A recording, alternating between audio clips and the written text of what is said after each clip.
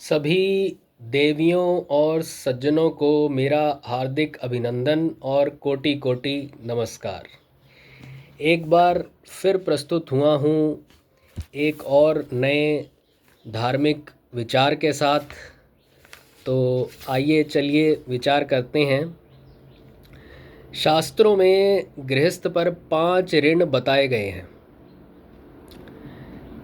पहला पितृ ऋण, दूसरा देव ऋण, तीसरा ऋषि ऋण, चौथा भूत ऋण और मनुष्य ऋण।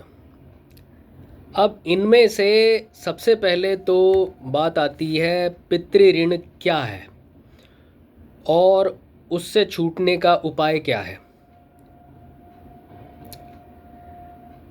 तो बताते हैं। माता पिता, दादा दादी, परदादा परदादी, नाना नानी, पर नाना पर नानी आदि के मरने पर जो कार्य किए जाते हैं वे सब प्रेत कार्य हैं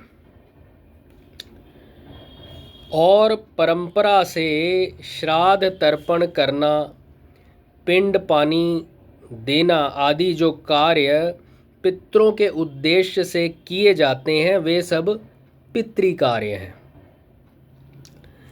मरने के बाद प्राणी देवता, मनुष्य, पशु पक्षी, भूत प्रेत, वृक्षलता आदि किसी भी योनि में चला जाए तो उसकी पितर संज्ञा होती है।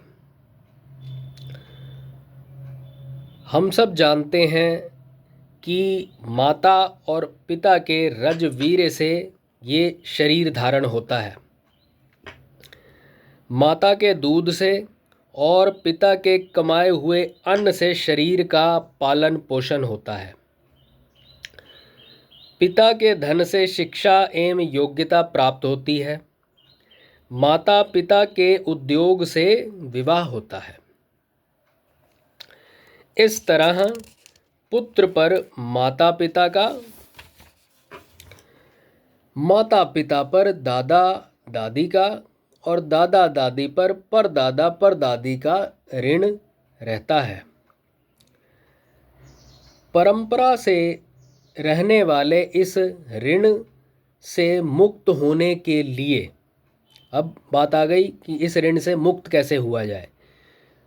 ऋण से मुक्त होने के लिए पितरों की सद्गति के लिए उनके नाम से पिंड पानी देना चाहिए, तब इस ऋण से मुक्ति है। जैसे मैंने आपके लिए कुछ किया, बदले में आप मेरे लिए कुछ कर दो तो हिसाब बराबर हुआ।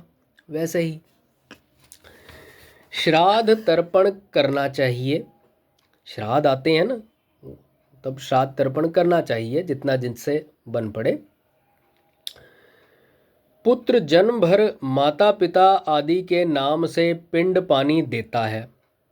हमारे सनातन धर्म हिंदू धर्म में तो सब देते ही है ना पिंड पानी आदि। पर आगे पिंड पानी देने के लिए संतान उत्पन्न नहीं करता। अब खुद तो पिंड पानी आदि देता रहा, लेकिन जो भी कारण रहा आगे संतान उत्पन्न नहीं करता या नहीं हो पाई तो क्या होता है? तो वह पितृ ऋण से मुक्त नहीं होता। सिर्फ पिंड पानी आदि दे देने से यहाँ हिसाब बराबर नहीं होता।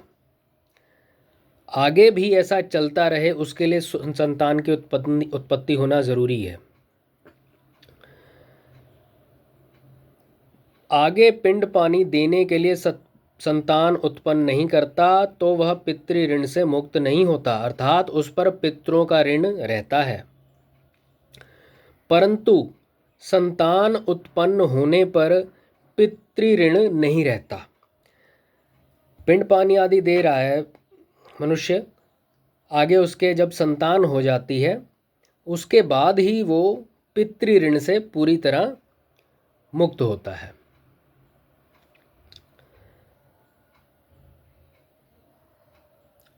परंतु संतान उत्पन्न होने पर पितृ ऋण नहीं रहता, और जब संतान उत्पन्न हो जाती है तो पितृ ऋण फिर नहीं रहता।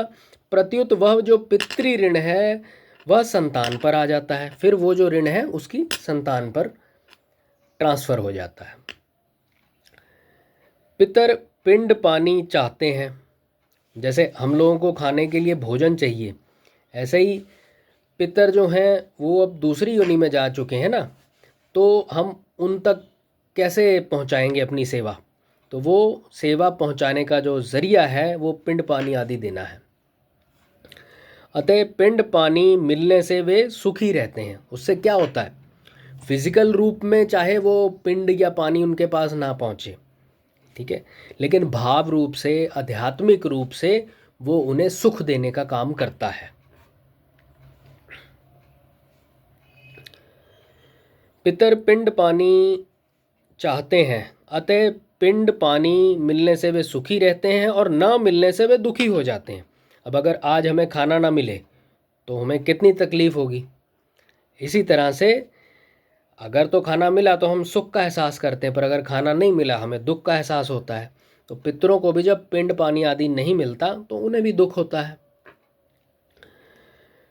पुत्र की संतान न होने से भी वे दुखी हो जाते हैं, और सिर्फ यही नहीं, अगर पुत्र की संतान नहीं हो रही वे तब भी दुखी होते हैं। उन्हें ये चिंता होती है आगे हमें पिंड पानी आदि कौन देगा।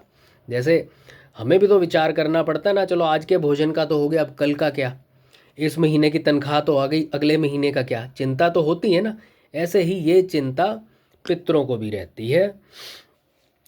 पुत्र संतान न होने से भी वे दुखी हो जाते हैं कि आगे हमें पिंड पानी कौन देगा। आज के लिए इतना ही, धन्यवाद।